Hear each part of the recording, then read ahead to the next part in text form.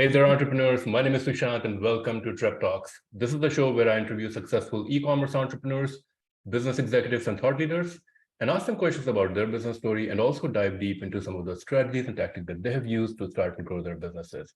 And today, I'm really excited to welcome Jamie Taylor to the show. Jamie is the founder of Confete Party. Confete Party makes it easier to build relationships and celebrate life's most important moments with their curated gift boxes. And today I'm going to ask Jamie a few questions about her entrepreneurial journey and some of the strategies and tactics that she has used to start and grow her business. So Jamie, thank you so much for joining me today at TrepTalks. Really appreciate your time. Yeah, thanks for having me. So very interesting business, gifting, e-commerce business. Can you share a little bit? I mean, I was doing a little bit of a research and I read the headline, I quit my job to start, this business. So can you share, you must have been really motivated or, Ready to work for myself.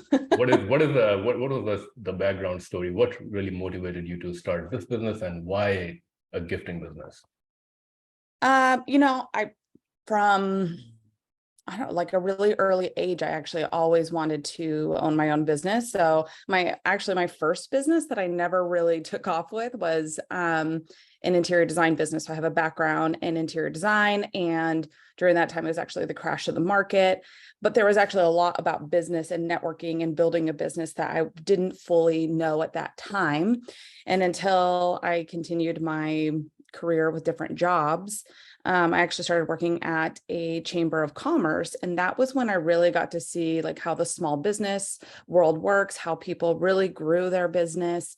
And that kind of ignited really, it was kind of like, well, if they can do it, I can do it, was really my attitude. And, I'm somebody who really values, I work hard and I like to work. But I also wanted my own like freedom and flexibility to do some of the things I wanted. So I'm a mom and I have he's 14 now, but at the time he was about 5, and I just didn't feel like I wanted to choose between like going to his activities or having to work. And so it's like, how can I find something where I can do both? And that was what really, I guess, motivated me to start my own thing. So I ended up quitting. That's very interesting. Did you quit before you actually got your business going, or did you kind of like, I'm quitting and I'm going 150%. I'll put everything in and I'll see how it goes. And if it doesn't succeed, you can always go back to the corporate world or, whatever you were doing. So which route did you take? I quit. Okay. I went full in. So I'm definitely somebody who likes to go full into something. And so I had quit my job. I started to do this. And honestly, looking back, it's funny because a lot of advice that I give to other people is like, keep your job and kind of build it, because there's pros and cons to me to doing either way, right? Like going all in, you can really focus on it and do it full time, which is what I really wanted to do. And we had enough money in savings to be able to do that for a period of time. But it's funny because I do give people advice now that sometimes I feel like the less risky route would be to kind of keep your job and try to build something on the side. But I tend to like to go full force into things when I go and decide to do them. No, yeah, I think I have also in the past went 100% in, and having had that experience now, I realize, and if I have to give advice to someone, I would say definitely keep your day job, because it kind of removes that, you're not worried about, like, your part of your brain is not worried about, how am I paying my rent and those kind of things. Even if you have a little bit of savings, you're still thinking, hey, I'm eating into my savings. Completely. But yeah. So, and I think part of it really, I just gave somebody that advice because I think what happens when you do, and if you are trying to make money doing that, you end up starting to take things that you maybe wouldn't have just to take the income. And so I feel like at times that can kind of get you a little bit off route from where you want to go. So I feel like that's a little bit of the struggle when you're relying fully on that. So why the gifting business? And can you share a little bit about how you came up with the idea and what kind of really attracted you to a gift kind of an e-commerce business? Yeah, so our road has been a little windy, which I'm sure most entrepreneurs would tell you the same thing. But what I actually first started out was a party in a box was the first concept and idea, which was to put Instagrammable parties in a box that you would send to people's houses and they would be able to set them up. And this was kind of at the time before these elaborate parties really started to become a thing. So it was like, oh, kind of taking my design background. And that really stemmed from doing that for my sister. She isn't the most creative, needed somebody to help make my niece's graduation memorable. So she was like, can you just design it? Like I can set it up, but I just need somebody to like tell me like what to pick and what to get. And that's what really kind of started the idea of that business. And as we started with that, I started doing these organic balloon garlands that are now really popular. But at the time, this was 7 years ago, it was just kind of hitting a trend that people hadn't quite seen yet with balloon installations. And so oddly, I had put one and had posted it on our Instagram, and that took off like wildfire. People were constantly emailing us about how would we come up and set it up for them. And so talking about wanting to make additional income, we kind of really started going that route. We were still doing party boxes and setting them up, but a lot of our income, it was like we caught a wave that I had never intended to catch. And we just rode with it, and it just grew so fast. And we started doing large scale installations for corporate companies. And doing kind of event design. And so our business kind of shifted. Well, then that brings us up to March of 2020. And everything came to a screeching halt because it was COVID. And we still had our online business that was kind of going, but most of our revenue was coming from our events that we were doing. And so when COVID hit, we kind of went back to the drawing board and started looking at, okay, how can we and what can we do to, one, keep our business alive since we can't do events anymore. And that was where we came up with the idea of doing virtual party boxes. And so, and really, I attribute our online website and people finding us on there. We had custom boxes were always an option. So somebody could email us and tell us what they wanted. And one of those was somebody said, hey, my coworker's having a baby shower. We're no longer able to get together. Can you design, 15 gift party boxes so that we can all celebrate on Zoom together? And so that started we started getting more inquiries of that. And we kind of launched our virtual party boxes. And so things kind of continued to evolve during COVID because we had some people that were looking for party boxes, but then we had people that were really looking just more for gifting items. And so that was how our business kind of evolved from confetti party box to confetti gifts and party boxes. So our boxes definitely still have a celebratory flair, but they're definitely a little bit more gift focused and ways to celebrate those milestone and moments. And we just have kind of continued to go that way with them. So yeah. Coming out of COVID, has it kind of affected your, direct to consumer kind of a business, or has it kind of stayed the same, or is it still growing? It's still growing. We had a tough year last year, and because there was a shift from people going back to the workforce. And so virtual party boxes weren't quite as popular anymore. And so now gifting is a much more competitive market. And so it's trying to get that lion's share and just trying to get our name out of doing that. So that has been the hardest part, is that shift in what people were looking for. And also, like, we saw the power of Google. Like, we were one of the only businesses that had virtual party boxes on their website. And so people were just finding us on Google through our SEO naturally. And so once people stopped searching for that, we saw a slow in our web traffic. But we kind of just, again, went back to the drawing board and said, okay, who is our ideal client?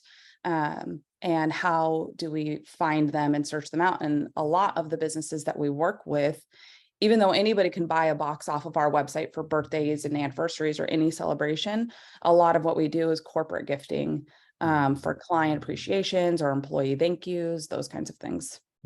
I think that makes a lot of sense. Do you so there's like your B2C business, anybody can go on your website and that's I guess a different customer persona. I'm assuming the value proposition there is anybody who's kind of busy or who doesn't want to take huge amount of time. Like they come to your website, they have like this curated list of items that they can choose from, create a gift box, and basically it's a time-saving way. And on the B2B side, of course, you're bringing kind of that experience. You're helping them put everything together. Which side are you kind of more focused on as a business? Do you see more where do you spend most of your time trying to do the customer acquisition and things like that? Corporate gifting, definitely. Okay. The online, and it's funny because we've been trying to kind of position and see where, we're a small business. So I think one of the challenges we have is that I'm completely self-funded. So I don't have a ton of money, and keeping an inventory is a really tough business to be in. So it's like trying to keep inventory low. And so that's probably one of our biggest challenges, is when you have consumers that are just coming to your website, usually want like a plethora of options. And so I would say that while we have a good range of options, it's probably not enough or wide ranging. And most of our product has been built from the custom boxes that we've done. So that's definitely been a little bit more of our focus. The goal would definitely be to increase our direct to consumer audience, but in a more natural, organic way. But that's definitely our focus, is getting our name out through our custom corporate gifting. And that I struggled with who is our audience, like who is going to buy a box from us. I struggled with that for a little while. And what I realized is I'm not going to buy a gift box necessarily for my friend who lives down the street. Most likely I'm going to like take her out for dinner or go do something.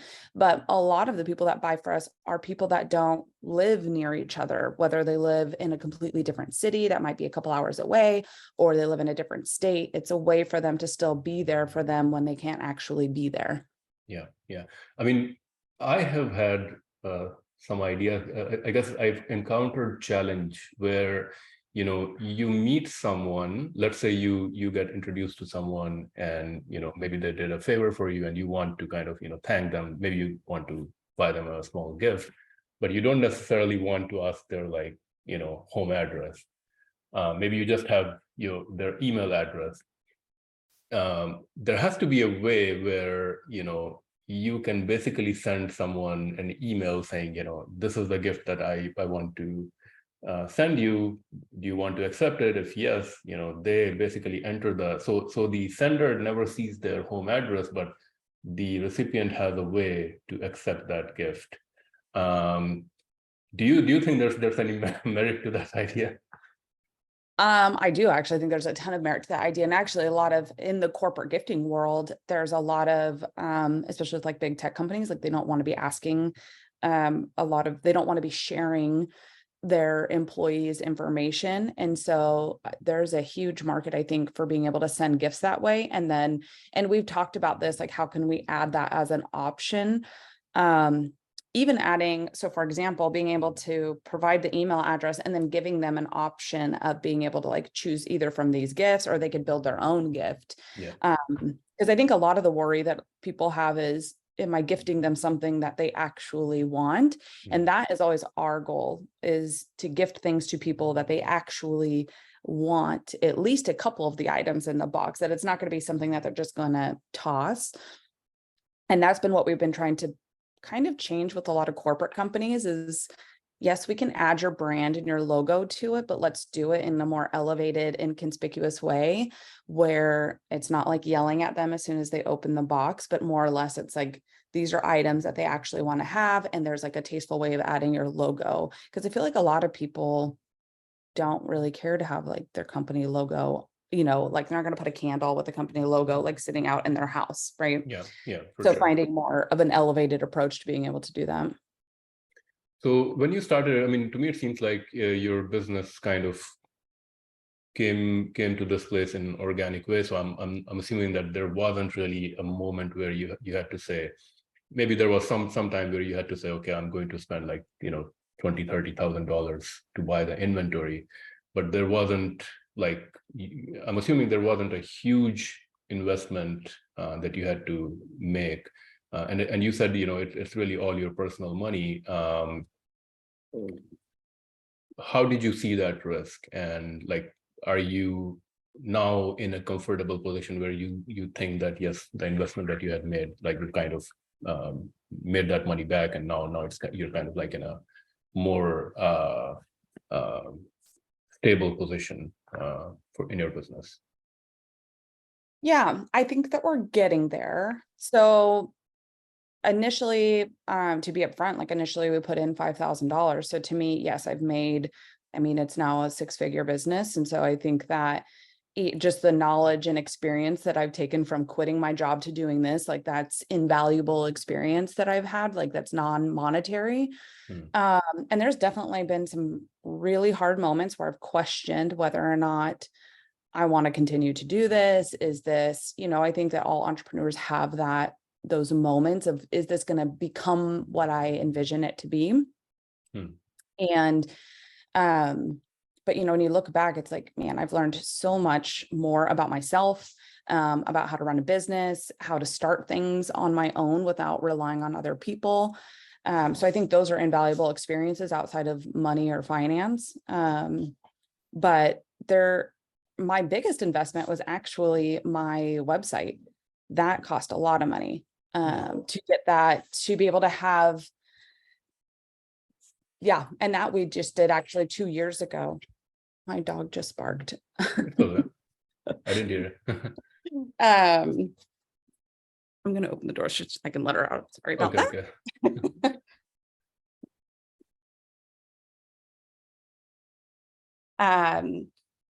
So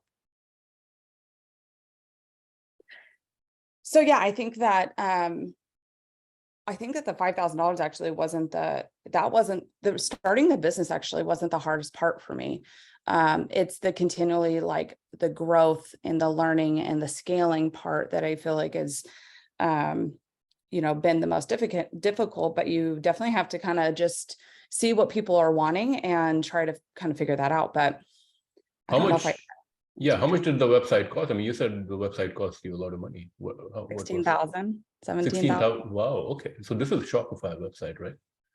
Yeah. So when we really transitioned, originally our website was a lot more about the party boxes and the balloons.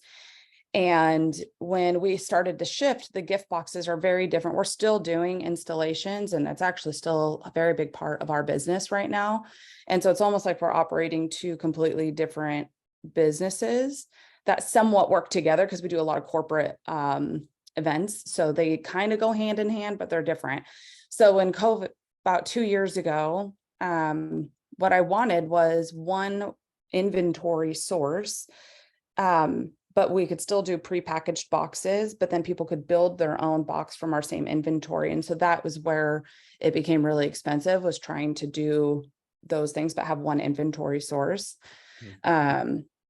And then we achieved that. So now we're in the process of actually completely separating our balloons and gift box companies separate. So balloons are still on there, and that's somewhat on there. So we're actually in the process of having a completely different website for that, and separating the two businesses completely.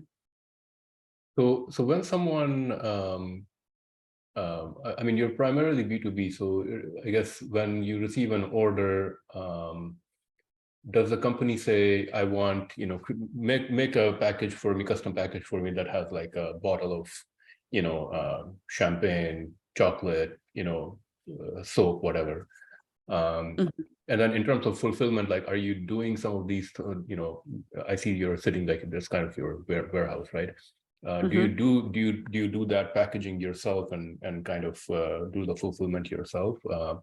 Are these businesses kind of like in your neighboring area, or would you also ship out like these packages to like across the country and things like that? Yeah, we ship out across the country, and we've done boxes for Google and Microsoft, and to small businesses as well. We do a lot of real estate agents. Hmm. And so if they're wanting corporate gifting, you go onto our website and you fill out an online form. It gives us a little bit more of an idea of what you're trying to achieve, what your price range might be for your gift boxes. Are you doing them one at a time, or do you want them all shipped out at the same time? So for example, we just did some for Clinique and their ambassadors, and they wanted them all shipped out at the same time, where a lot of real estate agents want them shipped out as they have like closings. And so we do it both ways, so on demand or all at once. But what we like to do, and our tagline and slogan that we kind of use, is like putting your brand in their hands. So our goal is to, whether it's through the online form, we can hop on a call with you and get an idea of what it is that you're trying to achieve, what is the overall aesthetic and vibe that you're going for in the box. And then we'll do a little bit of research on your social media and your website, just so that we have a good idea of what your brand is. And then we'll create a proposal with a couple of different options to kind of bring that to life. Is kind of what a simplified version of our process. Awesome.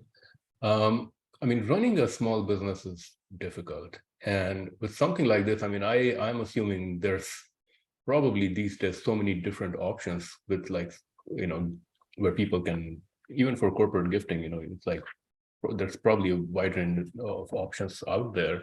How do you kind of, is it, at the end of the day, is it really comes down to building relationships? So like, if you can get your foot into the door with, like, let's say a real estate company, and you've kind of build that relationship, your goal really is to continue building that relationship year after year, and having that customer not going out and shopping around, but sticking with you.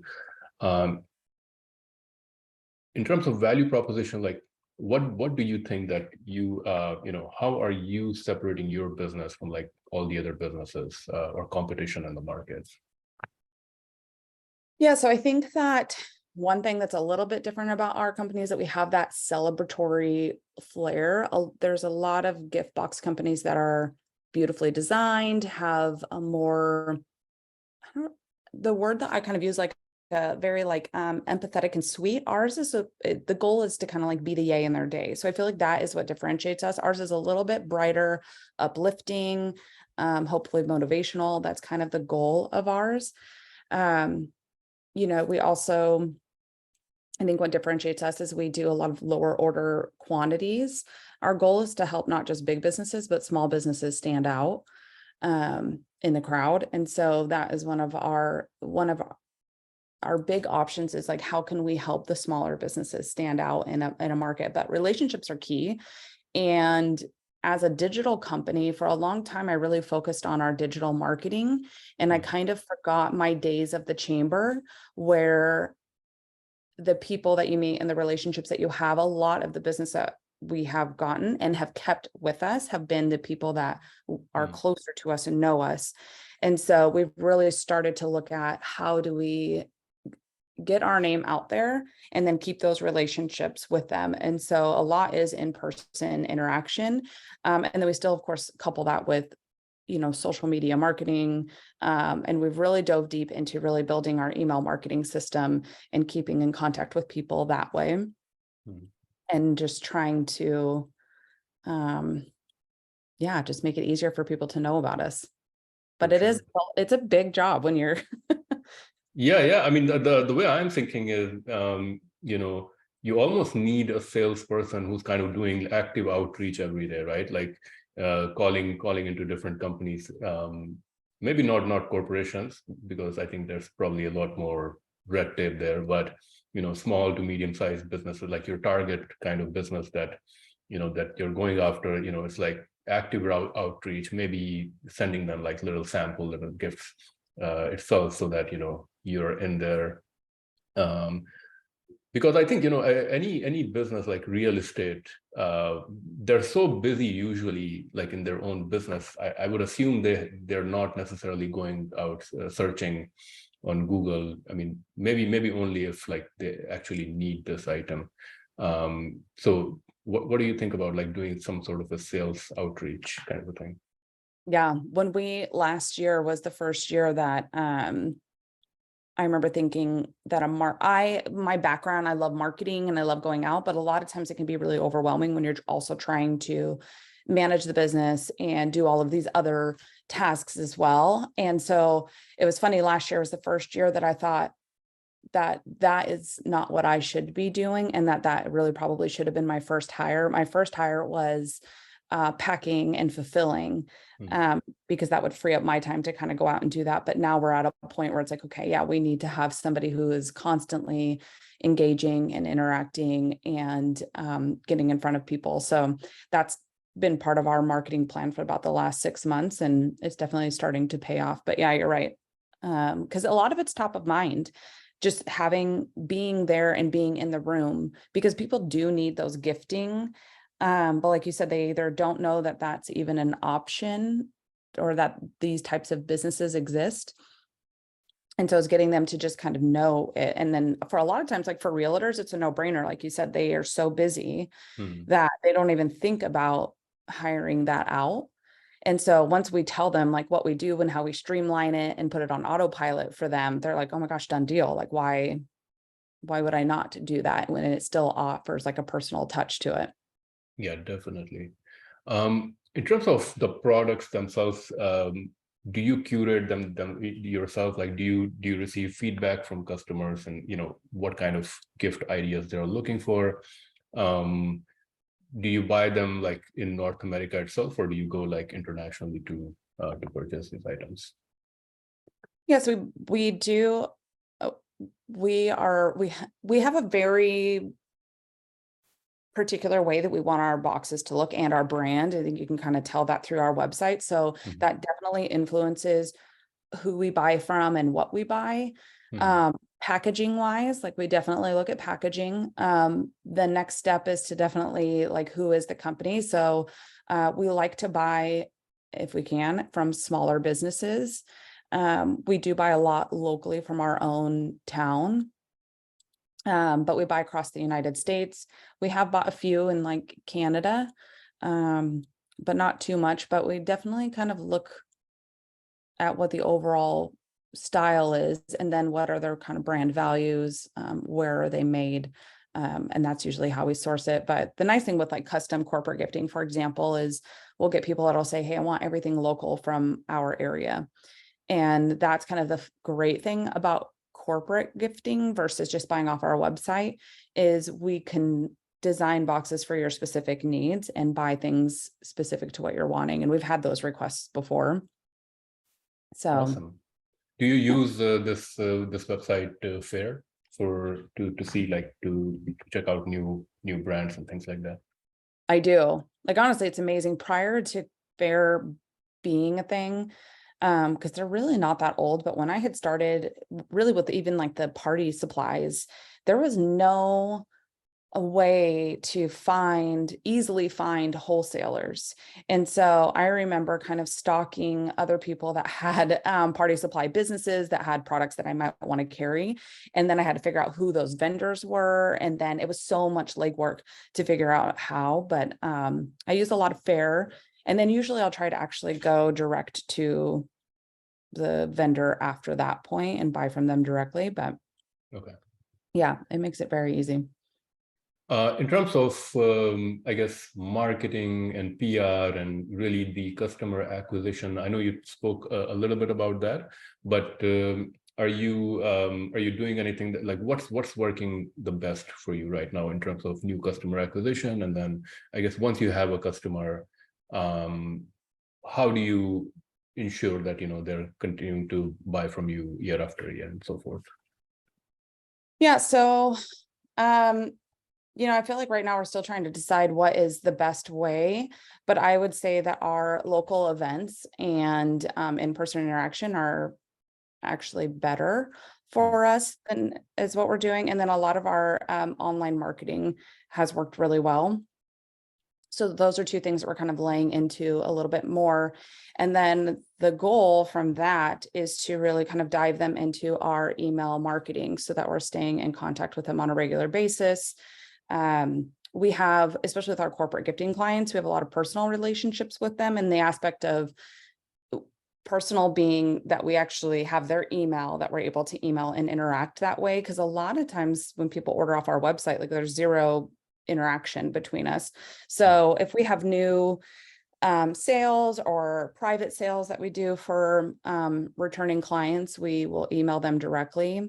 So it's really kind of boosting our email marketing and creating a more relationship through that, and keeping them in contact with us, and just direct outreach, which I think direct outreach is actually probably the best way. Yeah, I would say so. Yeah, for sure. What does your team look like right now? My team is very small. It just consists of myself, and I have a fulfillment manager and a marketing manager. And you do all the fulfillment, and warehousing and fulfillment on your own, or do you utilize any third-party logistic providers also? We do it all on our own, and we have some subcontractors that will come in and help out when we, have larger months. But we tend to keep that in-house because we feel like our boxes are really our faces of our business, because a lot of people don't ever interact with us. So for us, the way the box looks when somebody opens it up is really important to us. And so that's why we kind of keep the fulfillment in-house. So it lays out really nice. Yeah, that makes a lot of sense. How do you see your business, let's say 5 years down the road? Do you continue to, one thing that you mentioned was, a big part of this business is really having a wide range of items. And, of course, unless you kind of make a huge investment to buy a lot of inventory, I think that's probably very risky also. So do you just continue building your business, adding new items to your inventory, going after, just really continuing the same model and continuing adding new customers? Or do you see your business in a different way, let's say, 3 to 5 years down the road? That's a great question. It's actually one I've been really toying with on where do we see ourselves going? I think the goal for us would be to continue to scale and get more consistent traffic on a regular basis, expand our inventory, but then also add in more technology to make it easier for people to gift. So like you were saying, for example, being able to send somebody a gift just with their email address. With corporate gifting, having an online portal that the corporate companies can go in and add in their own information and do things a little bit more on demand and on their time. So I think the idea would be to just build on what the foundation we've already created, and just making it easier for people. One of the things that we are actually launching is we're doing a soft launch right now, but it's a semi-custom program. So there's a lot of small businesses that don't want to order, a minimum number of boxes, or they want the boxes to not all be the same. And so our semi-custom program actually allows them to take our ready-to-ship gifts that are on our website, and we will actually remove our branding and add their branding on there, and they just buy the boxes off the website. So it's a nice way to keep a lower order minimum quantity, but then they can order it when they want. So another just easier way for small businesses to be able to gift as well. Awesome. In every entrepreneur's journey, there's always mistakes made, lessons learned, failures. Throughout your journey of starting and growing this business, what has been one or two top things that has been a learning experience for you, or mistakes, or you consider them to be failures? What did you learn from it? What can other entrepreneurs learn from your mistakes? I think that my biggest mistake was that I was relying on the natural business, and I do say natural because I think that we got very lucky, especially during COVID. We were featured in the New York Times, and there was just some things that really worked well for us, and we were lucky. I think that I relied on that to stay coming in and didn't do a lot to continue to generate. So I think what I really learned was setting up your marketing plan and having and not just setting it up, but having it be consistent and sticking with it for a long period of time. And so, that's a hard thing as a business, especially when you're starting out just on your own. It's like you're trying to do all of the things. So staying consistent with emails or on social media can be really tough. But one of the things that I finally have started to do is blocking out an entire day to get my marketing and plan done for the entire month. And now I have a marketing girl that's kind of helping keeping our blog post and those things going. But I feel like that was my biggest thing, was not focusing on, there will be times in every business where time is tough and you're not seeing as many orders, or you're not seeing as much. And if you don't have a system in place to continue outreaching and staying in front of it, then I think those times will be harder for you than if you did have something in place. And so that was my biggest lesson, was just feeling like it always was going to naturally come in. So I mean, there's definitely probably in your business also, there's a big element of seasonality also, right? Like there's probably more gifting around like some of these big events, like the holidays or Mother's Day, Valentine's, Father's Day, things like that. Do you see that kind of a trend in your business? definitely. Yeah. A lot of holidays tend to be really big. And then obviously the holidays at the end of the year, notoriously, I think, and I actually feel like I see it with a lot of businesses, but, January, February, March tend to be our slower months of the entire year, but then it usually starts to ramp up after that. So now I'm going to move on to our rapid fire segment. In this segment, I'm going to ask you a few quick questions and you have to answer them maybe in a word or two or a sentence or so. So the first one is, one book recommendation for entrepreneurs and why? Oh my gosh. Okay. It has to be just one. Or more, it doesn't matter. I'm going to give two because I actually just read them. Atomic Habits, I thought was amazing. And right now I'm reading The Mountain Is You. The Mountain Is You. Okay. What is that about? The Mountain Is You from Brianna Weist, and it's all about self-sabotage, like ways that we tend to self-sabotage ourselves or hold ourselves back. And it's a really great, I think as you're an entrepreneur, you go through these different phases, from starting to scaling to, in life. And so it's been a really great book in identifying ways that we might be holding ourselves back from, who our true like ideal self is. So that one is actually, I would say, more of my favorite, but Atomic Habits was one of the reasons I was like, okay, Tuesdays are my marketing days and I need to create those habits and create those systems. So that when times get tough, like you have a system in place and it doesn't quite feel as hard. Yeah. An innovative product or idea in the current e-commerce, retail, or tech landscape that you feel excited about? Oh, say it again. An innovative product or idea that you feel excited about? Oh my gosh, I don't know. I feel stumped. Could be anything. Like, do you use any products that you enjoy using? Do you use any ideas in your business that you think is really great? Well, one that, yes, I actually love ClickUp. I just started using that for our content marketing, and it's a really great way to kind of see your entire marketing plan in one area. So I love that one. Okay.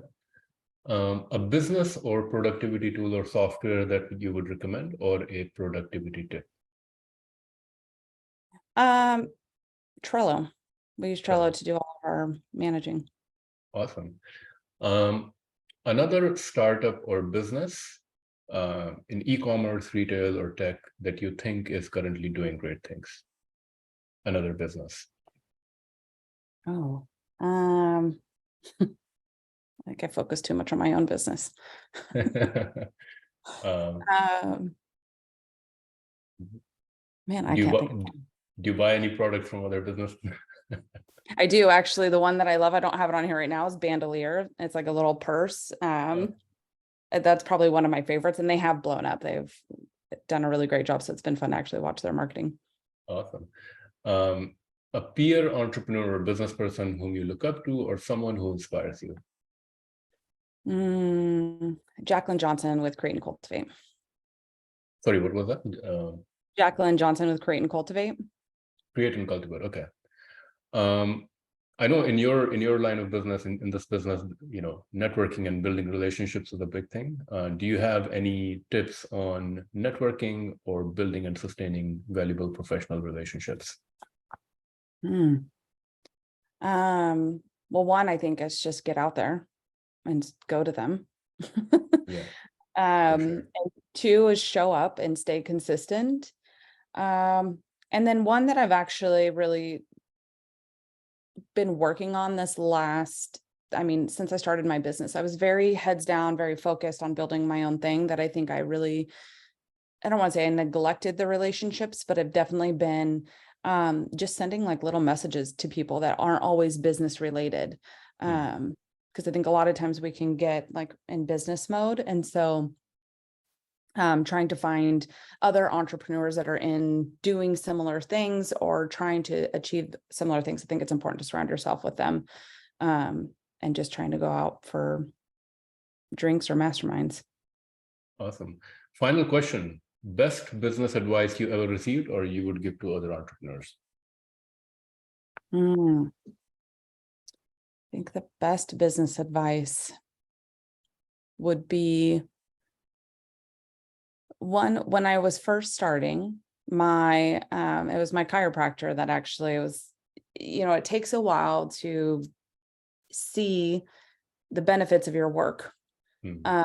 And so he was the one that was telling me that all of this networking, all of this outreach, all of this work that you're doing is like a rubber band stretching. And at some point that rubber band will stretch or will snap and everything that you've been working for will come. And he was right. And so a lot of it really was more about patience for me, is having patience to allow things to just kind of naturally evolve the way they're supposed to. And I think that for me, that's been the hardest part of being an entrepreneur is it doesn't happen overnight.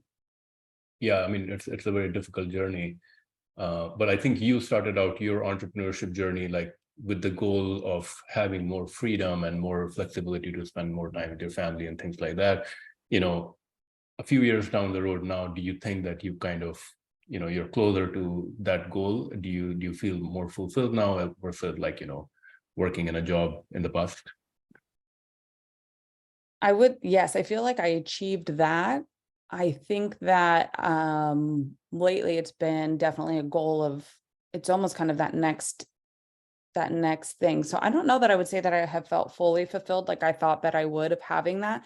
It has been amazing, but my son is now 14. He's actually moving to Minnesota. So it's like now I don't really need that freedom and flexibility like I felt like I needed necessarily before. What I now feel like I am looking for in my own business is more consistency and a schedule to being able to then scale. I think entrepreneurship can be really like chaotic, especially in the beginning. You're trying to figure things out. Everything's really kind of fun. And now it's kind of the next phase is like, okay, how do we stay a little bit more consistent with what we're doing and still keep that freedom and flexibility, but then scale. So that's kind of been my next goal is kind of figuring what that part looks like now that, we're 7 years in. Definitely. Well, Jamie, those were all the questions that I had. Really, really appreciated you sharing your story, very inspiring story, and all the trials and tribulations, successes and failures, and all the strategies and tactics that you have used to start and grow your business. So thank you so much again for sharing your story and for joining me today at TrepTalks. And I wish you all the very best in your business. All right. Thanks for having me. Awesome.